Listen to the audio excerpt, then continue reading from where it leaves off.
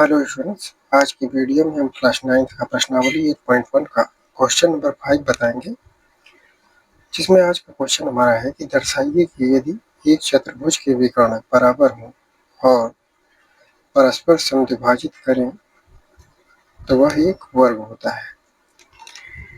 जैसा कि हमने एक वर्ग बना रखा है जो ABCD है, यानी चतुर्भुज, जो कि हमने इसके विकर्ण भी बना रखे हैं, जिसका एक विकर्ण AC है, दूसरा BD है। अब हमें इसमें दर्शाना है चतुर्भुज के विकर्ण बराबर होते हैं और परस्पर समद्विभाजित करते हैं और वह एक वर्ग होता है। तो पहले हम देखते हैं कि हमें दिया क्या है। यहाँ हम हल करेंगे। हल में लिखेंगे दिया है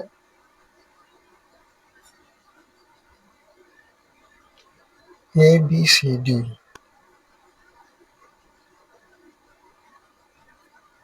एक चतुर्भुज है। ABCD एक चतुर्भुज है जिसके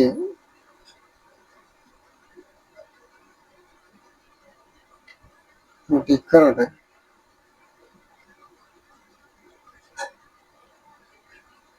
AC बराबर BD है।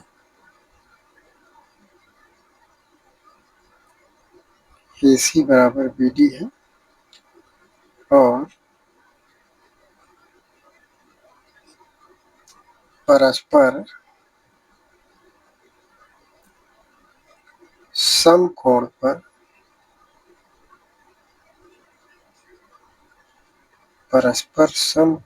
समद्विभाजित करते हैं।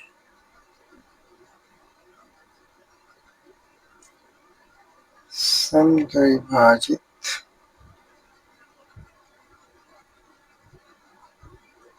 करते हैं अर्थात OA बराबर OC, OB बराबर OD। हमारा ये हो सकता है OA बराबर OC तथा OB बराबर OD। OA OC के बराबर होगा और OB OD के बराबर होगा। और जो कोण AOB, कोण BOC और कोण COD और कोण AOD, ये जो होंगे कितने अंश के? 90 अंश के। यहाँ हम लिख सकते हैं कोण AOB बराबर होगा कोण BOC के और कोण COD बराबर होगा कोण COD के बराबर कोण AOD के।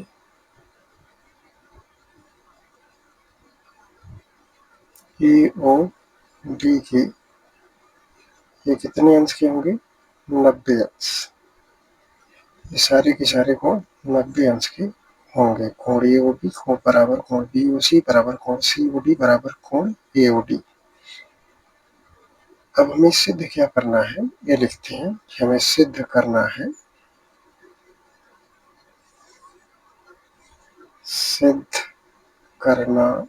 है कि ABCD एक वर्ग है। हमें ये बात सिद्ध करनी है। ABCD एक वर्ग है। इसको हम कैसे सिद्ध करेंगे? तो हम यहाँ दो त्रिभुजों को लेते हैं। एक त्रिभुज हमारा होगा AOB और दूसरा त्रिभुज होगा COD। इन्हें हम सर्वांग सम सिद्ध करने की कोशिश करेंगे। यहाँ हम इसको करेंगे उत्पत्ति में। उत्पत्ति त्रिभुज AOB तथा त्रिभुज सीओडी में अब हमने जो त्रिभुज लिया एओबी और सीओडी, अब हमें इसमें क्या दिया है कि जैसे एओबी और सीओडी में अगर हम देखें तो जो ओबी है वो ओडी के बराबर है, ओए जो है ओसी के बराबर है। तो हम यहाँ लिख सकते हैं कि हमें ओए बराबर ओसी दिया हुआ है, ओए बराबर ओसी यहाँ पर ये दिया है। और दूसरा जो इनका कोण होगा, कोण एओबी कोण सीओडी के बराबर होगा, कोण एओबी बराबर कोण सीओडी। ये कैसे कोण होंगे? शीर्षा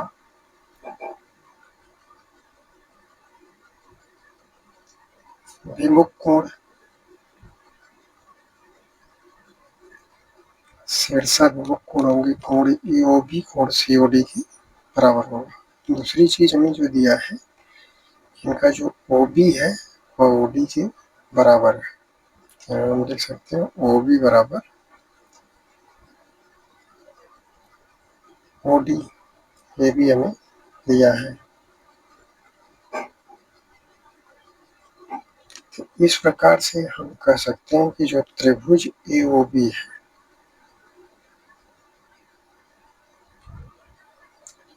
वो सर्वांगसम होगा त्रिभुज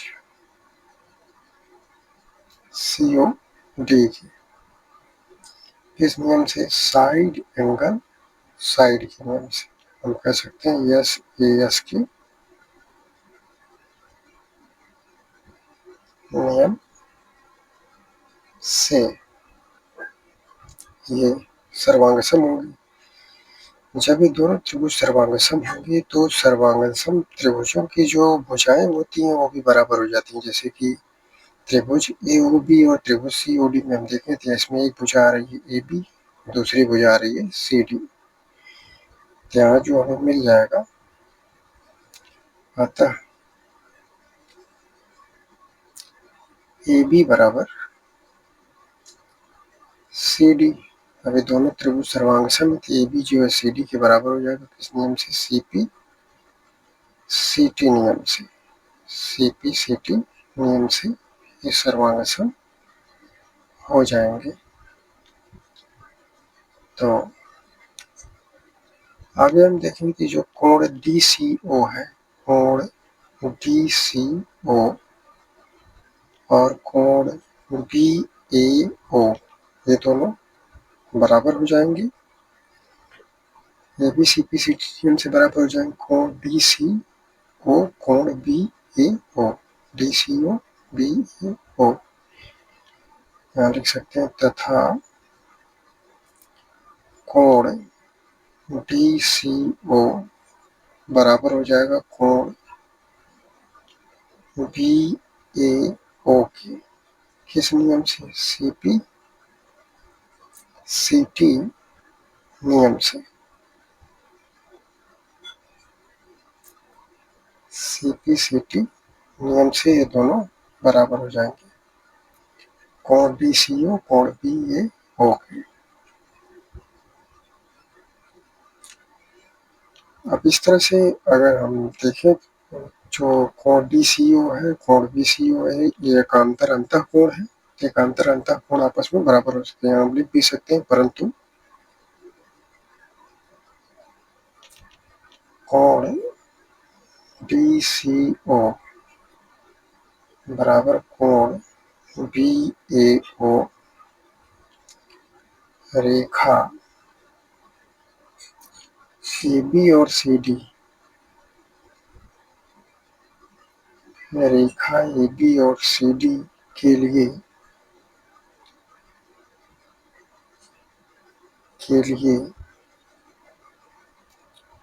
एकांतर अंतःकोण है, के लिए एकांतर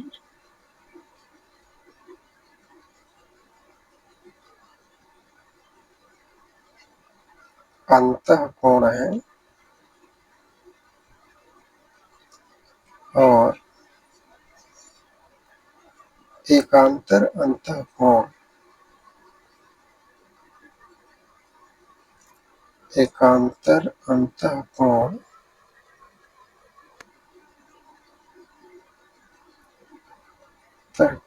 तभी एक दूसरे के बराबर होते हैं।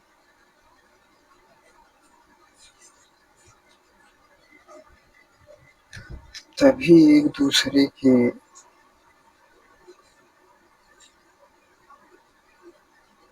बराबर होते हैं।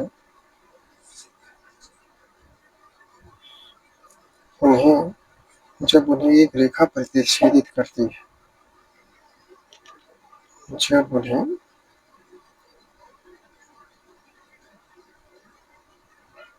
एक रेखा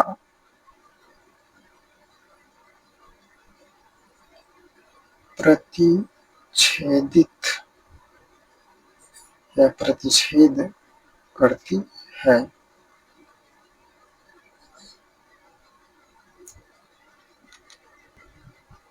तो इस बात को जैसे एक बार फिर देख लेते हैं, जो कोण DCO कोण BO के बराबर होगा। और ये हमने बता ही दिया कि जब रेखा AB और CD के लिए, यहाँ जो रेखा AB है और जो CD है, इसके लिए ये दोनों एकांतर अंतःकोण है। जैसे कि ये कोण BAO, ये वाला कोण, और जो कोण DCO है, ये वाला कोण, ये दोनों कोण एक दूसरे के बराबर होंगे, क्योंकि AB और CD के लिए एकांतर अंतःकोण है। एकांतर अंतःकोण तभी एक दूसरे के बराबर होते हैं जब उन्हें एक रेखा प्रतिच्छेद करती है। तो ये दोनों एकांतर अंतःकोण से कोण BAO कोण DCO के बराबर होगा, क्योंकि रेखा AC कोण रेखा DC और BC दोनों को क्या कर रही है, प्रतिच्छेद कर रही है। तो ये बात हमने यहाँ पे बताई है कि जब उन्हें एक रेखा प्रतिच्छेद करती है, जैसे AB और CD को AC प्रतिच्छेद कर रहा है, तो कोण DCO कोण BAO को बराबर होता है। तो इस प्रकार से हम लिख सकते हैं, जो AB है वह CD के क्या होगा, समानांतर होगा। तो इसे हम यहाँ लिख सकते हैं कि AB अतः AB समानांतर टू CD, और इसे हम मान सकते हैं समीकरण नंबर 2। समीकरण नंबर 1 भी हमें मानना है था, जो AB बराबर CD मिला था, इसे हम मान लेंगे समीकरण नंबर 1। इस प्रकार से हमारा ये AB समानांतर टू CD मिल जाता है। अब आगे इसमें हम क्या करेंगे कि समीकरण 1 व 2 से समीकरण 1 व 2 की तुलना करेंगे। तो यहाँ जो हमें मिला है AB बराबर CD है, और दूसरा हमें मिल रहा है AB समानांतर टू CD। तो हम यहाँ करेंगे समीकरण 1 व समीकरण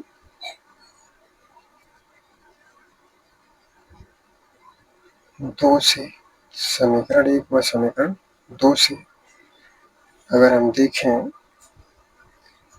तो ABCD एक समानांतर चतुर्भुज है, क्योंकि हमें मिल गया AB बराबर CD भी, AB बराबर CD है, और AB बराबर CD और AB समानांतर टू CD, दोनों बातें मिल रही हैं, जो कि हम लिख सकते हैं समीकरण 1 व 2 से AB CD एक समानांतर चतुर्भुज है। अब एक क्यों है, कारण भी लिख देते हैं कि यदि किसी चतुर्भुज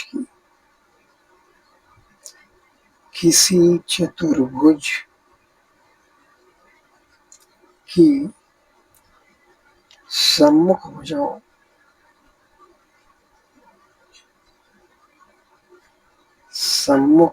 भुजाओं का एक युग्म,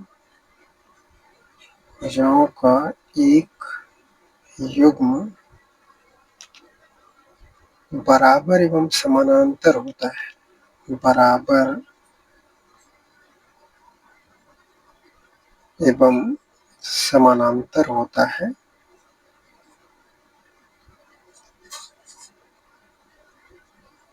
समानांतर होता है तो वह एक समांतर चतुर्भुज होता है। इसका एक ए बी बराबर सी डी और ए बी समानांतर टू सी डी मिला हुआ है। तो इस आधार पर हम कह सकते हैं कि ए बी सी डी एक समानांतर चतुर्भुज है। हमने कारण भी बता दिया कि यदि किसी चतुर्भुज की समबाहु भुजाओं का एक युग्म बराबर एवं समानांतर होता है। और तीसरी बात हमें क्या मिल जाती है कि जो अगर ए बी समानांतर टू सी डी है या ए बी बराबर सी डी है तो ए डी भी बी सी की क्या होगा, बराबर होगा, क्योंकि ये समांतर चतुर्भुज की क्या है, सम्मुख भुजाएं हैं। तो इसलिए हम कह सकते हैं कि ए डी बराबर बी सी। और इसे हम मान लेते हैं समीकरण नंबर 3। अब ए डी बी सी के बराबर क्यों होगा, क्योंकि ये समांतर चतुर्भुज की सम्मुख भुजाएं हैं। क्या है, समांतर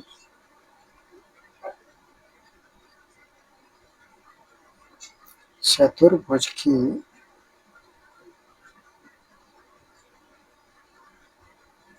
सम्मुख भुजाएं हैं, क्योंकि ये समांतर चतुर्भुज की सम्मुख भुजाएं हैं, इसलिए बराबर, ये दोनों बराबर होंगे। इसे हम मान लिए समीकरण नंबर 3। अब आगे हम जैसे त्रिभुज ए ओ बी और त्रिभुज सी ओ डी को ले चुके हैं, अब आगे हम लेंगे त्रिभुज ए ओ डी और त्रिभुज सी ओ डी को। त्रिभुज ए ओ बी, ए ओ डी और त्रिभुज सी ओ डी। तो आगे हम लेंगे अब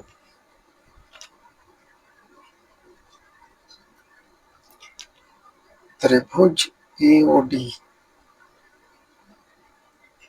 तथा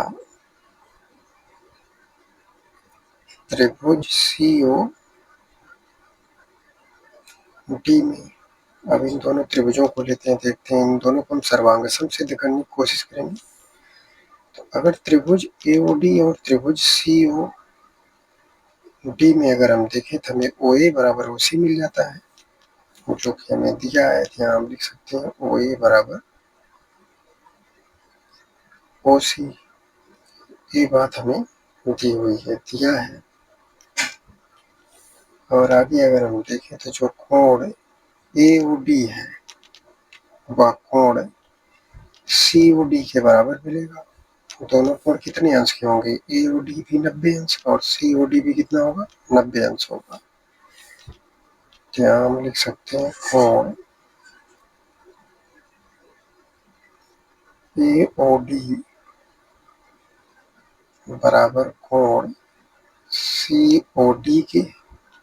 और दोनों बराबर क्यों होंगे, क्योंकि जो प्रत्येक कोण है प्रत्येक 90 अंश के कोण होंगे, इसलिए दोनों कोण बराबर होंगे।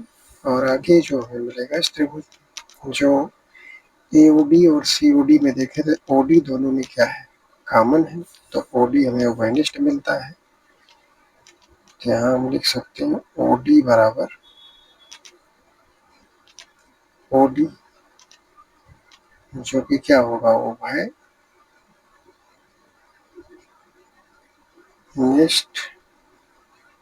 भुजा होगी, उभयनिष्ठ भुजा।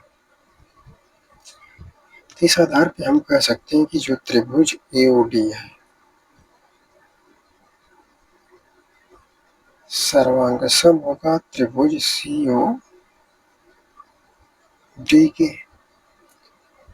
किस नियम से, साइड एंगल साइड के नियम से। यानी हम कह सकते हैं यस ए एस नियम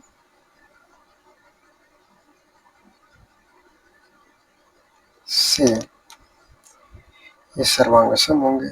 और जब ये त्रिभुज ए ओ डी त्रिभुज सी ओ डी के सर्वांगसम होगा तो इसकी जो संलग्न भुजाएं वो भी क्या होंगी, बराबर होंगी। जैसे ए O D C O D के सर्वांगसम, तो हम कह सकते हैं ए डी बराबर क्या है, सी डी है। तो हम लिख सकते हैं ए डी बराबर सी डी। किस नियम से होगा? सीपी सीटी के नियम से। सीपी सीटी नियम से ये बराबर होंगे।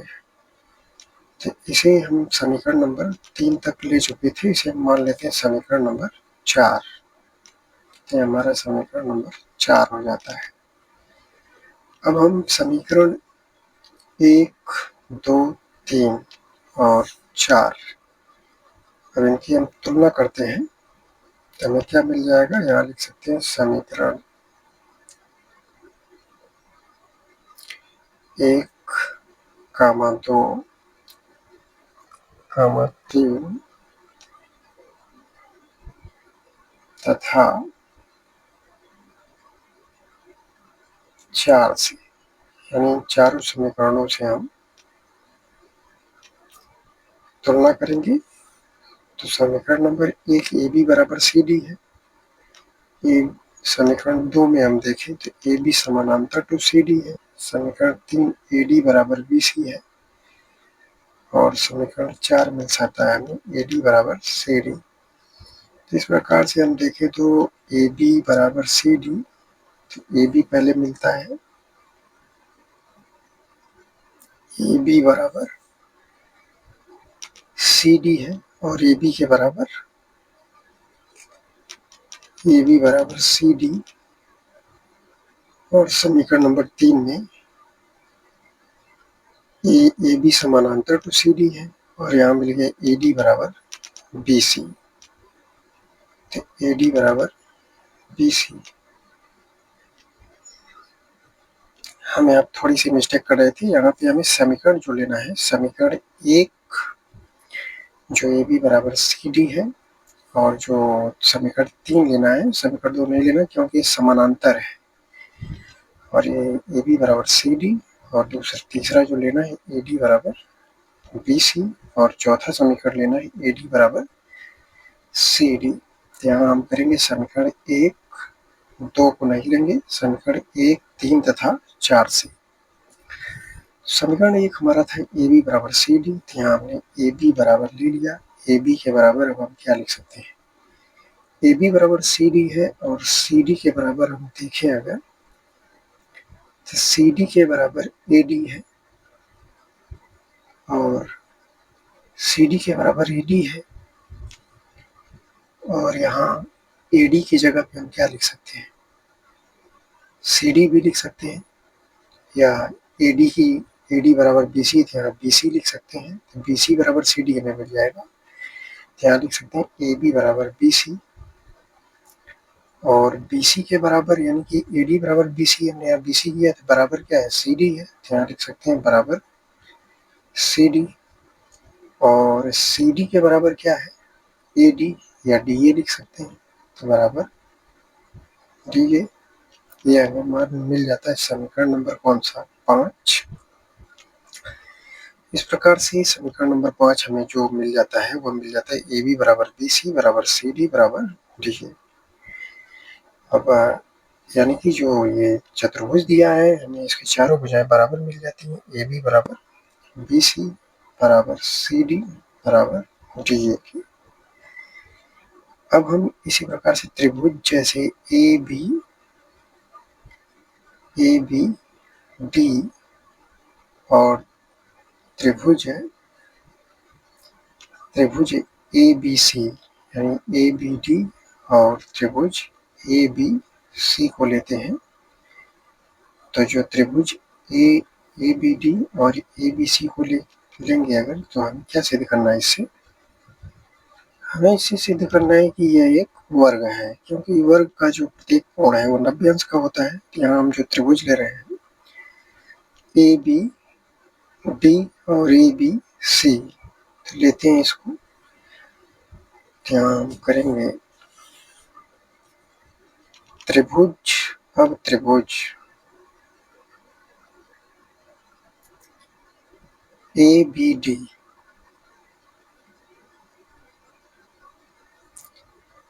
तथा त्रिभुज ए बी सी में, त्रिभुज ए बी सी में, यानी जो त्रिभुज हमने लिया है एक बार चित्र में भी देख लेते हैं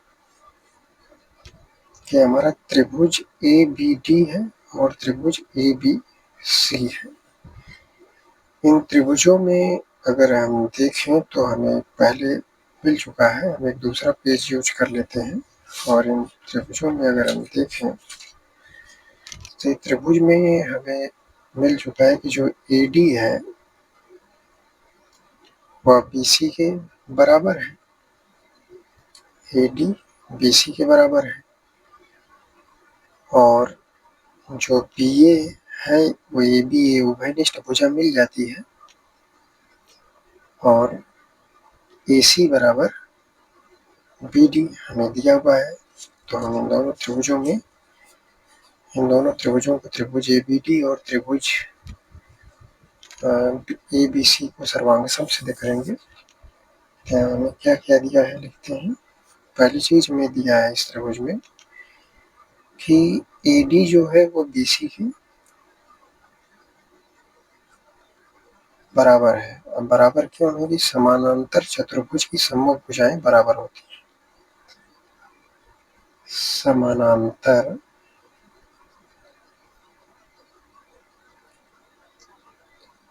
चतुर्भुज की सम्मुख भुजाएं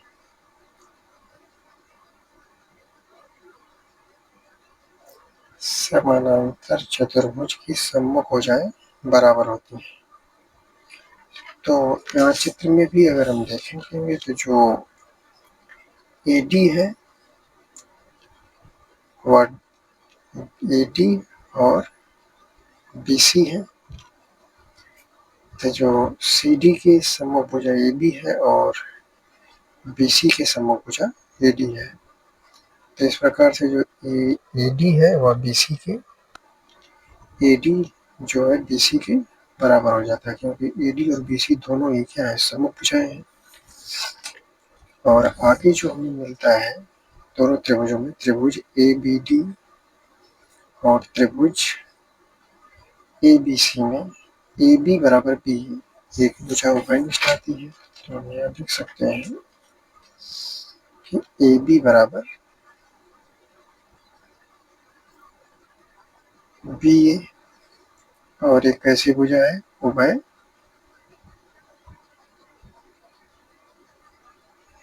भुजा है, उभयनिष्ठ भुजा। आगे जो हमें दिया है कि जो ए सी है, ए सी जो है बी डी के बराबर है, ए सी बराबर बी डी।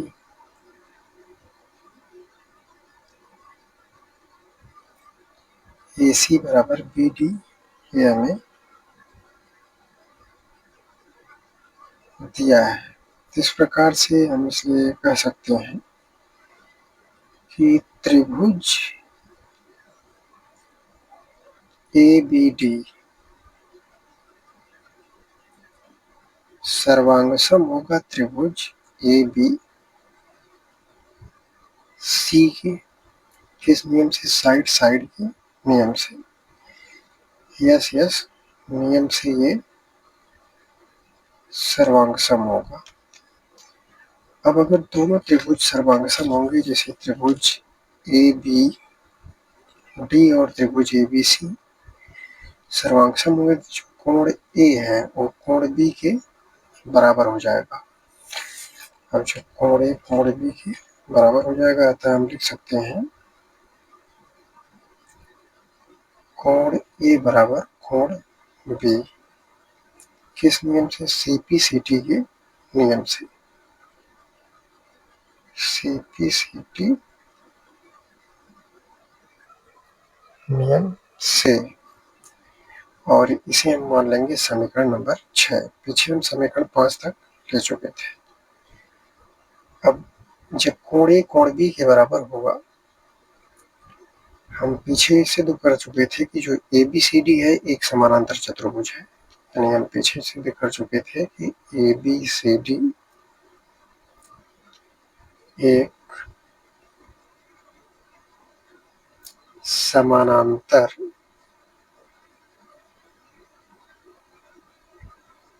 चतुर्भुज है। ये बात हम ऊपर सिद्ध कर चुके हैं। यहाँ लिख सकते हैं ऊपर सिद्ध हो चुका है।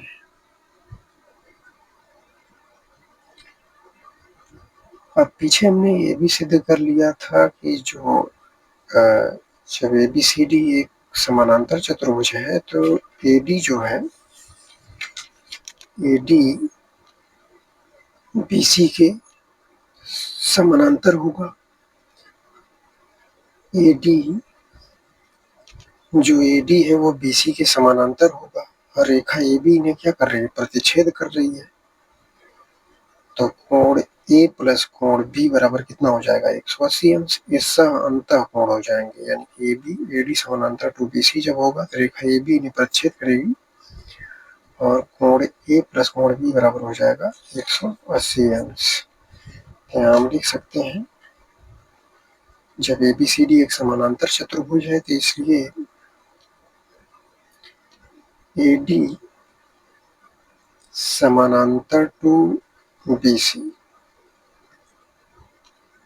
और यहाँ जो तिर्यक रेखा है, तिर्यक रेखा AB उन्हें प्रतिच्छेद करती है।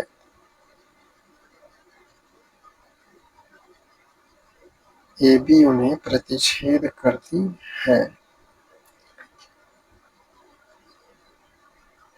और जब AD समानांतर टू BC होगा, AB उन्हें प्रतिच्छेद कर रही, तो कोण A जो है, कोण A और कोण B का जो योगफल होगा वह कितना होगा, 180 अंश। और ये कैसे कोण होंगे, अंतःकोण, अंतःकोण होंगे। तो हम आगे करेंगे समीकरण नंबर 6 में अगर देखें तो हमें मिला था कोण A बराबर कोण B। तो हम यहाँ कोण B के स्थान पर क्या ले सकते हैं, कोण A। तो यहाँ हम लिख देंगे कोण A प्लस कोण A बराबर 180 अंश। तो यहाँ से हमें मिल जाएगा 2 कोण A बराबर 180 अंश। और कोण A का मान अगर हम निकालें, कोण A बराबर 180 अंश बटे में 2 बराबर में मिल जाएगा 2 9 18 यानी 90 अंश। कोण A बराबर में मिल जाता है 90 अंश। और चूंकि हम पीछे समीकरण नंबर 6 में माने कोण A बराबर कोण B है, इस प्रकार से कोण A बराबर कोण B के जो कि 90 अंश हो जाता है। और समानांतर चतुर्भुज की सम्मुख कोण बराबर होते हैं। तो समानांतर चतुर्भुज में अगर हम देखें कोण A का सम्मुख कोण कौन सा होगा, कोण C और कोण B का सम्मुख कोण कोण D होगा। जब बराबर हो जाएंगे तो हम लिख सकते हैं कि कोण A बराबर कोण B बराबर कोण C बराबर कोण D बराबर कितने होंगे, 90 अंश। और ये बराबर क्यों होंगे, क्योंकि ये समानांतर चतुर्भुज के सम्मुख कोण है। समानांतर चतुर्भुज के सम्मुख कोण बराबर होते हैं। समानांतर चतुर्भुज के सम्मुख कोण क्या होते हैं, बराबर होते हैं, जो कि हर एक कोण कितना 90 अंश का है। तो इस प्रकार यह हमारा समीकरण नंबर कौन सा हो जाता है, 7 हो जाता है।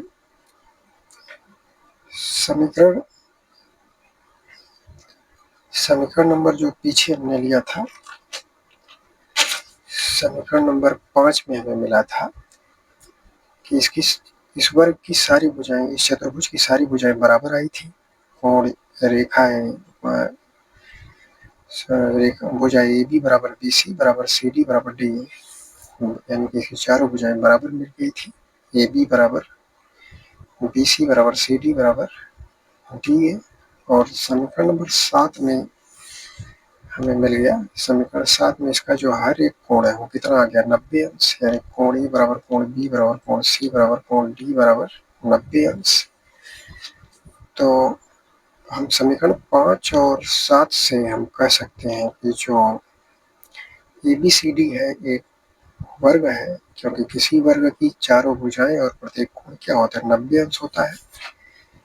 तो ये बात हम यहाँ लिख देंगे कि समीकरण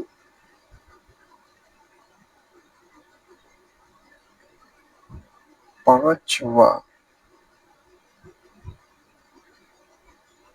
समीकरण 7 से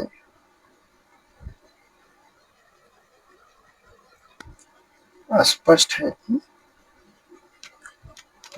है कि ABCD एक वर्ग है। और हमें यही बात सिद्ध करनी थी क्वेश्चन में कि ABCD एक वर्ग है। तो ये बात हमारी सिद्ध हो जाती है। हम इसको लिख सकते हैं, इति सिद्धम। स्टूडेंट्स, क्वेश्चन बहुत ही लंबे हैं और जो कि काफी समय लग रहा है, और ये क्वेश्चन में वीडियोज काफी लंबी हो जा रही है, इसलिए हम आशा करते हैं, और इसके आगे का पार्ट हम अगली वीडियो में बताएंगे। हम आशा करते हैं कि आपको क्वेश्चन समझ में आया होगा।